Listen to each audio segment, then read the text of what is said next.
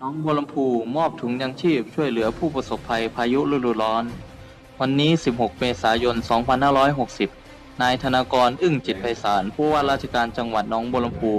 พร้อมด้วยสมาชิกเหล่ากาชาดทหารกองกำลังรักษาความสงบเรียบร้อยจังหวัดหนองบัวลำพูตำรวจเจ้าหน้าที่จากสำนักงานป้องกันและบรรเทาสาธารณภัยจังหวัดหนองบัวลำพูลงพื้นที่เยี่ยมให้กำลังใจและมอบถุงยังชีพบรรเทาทุกข์ให้กับประชาชนผู้ประสบวาตภัยจากพายุฝนฟ้าคะนองในวันที่ 10 และ 12 เมษายนที่ผ่านมา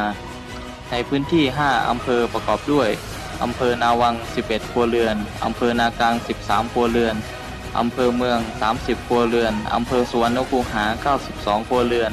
และอำเภอศรีบุญเรืองจำนวน 58 ครัวเรือนรวมทั้งสิ้น 204 ครัวเรือนทางด้านพันเอกธนาวีวิชาชัยรองผู้บังคับการกองกำลังรักษาความสงบเรียบร้อยจังหวัดหนองบัวลำพูได้สั่งการให้กำลังพลจากกองกำลังรักษาความสงบเรียบร้อยจังหวัดหนองบัวลำพูเข้าช่วยเหลือราษฎรที่ได้รับความเดือดร้อนจากพายุพัดบ้านเรือนเสียหายในเบื้องต้นพร้อมได้กำชับให้หน่วยงานที่เกี่ยวข้องในพื้นที่ได้เร่งสำรวจความเสียหายเพื่อจัดหาวัสดุอุปกรณ์ซ่อมแซมบ้านให้ราษฎรโดยเร่งด่วนแล้ว